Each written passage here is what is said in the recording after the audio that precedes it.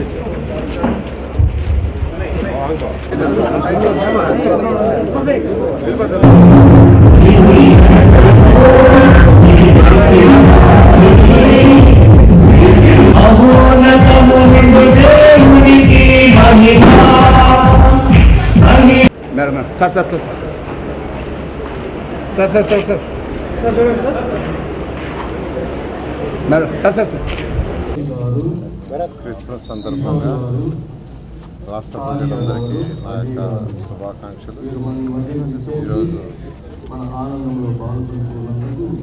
యేసుప్రభు యొక్క జన్మదినం.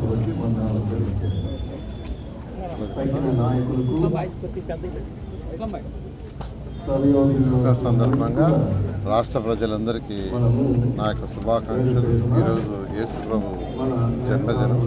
ఆ యేసు జన్మ సందర్భంగా ఈరోజు యాక్చువల్గా నెల్లూరులో ఉన్న ఈ యొక్క చర్చిలో నేను నా సభ్యులు మరియు మేయర్ పాల్గొనడం ఆ ప్రభువుని ప్రార్థించ జరిగింది.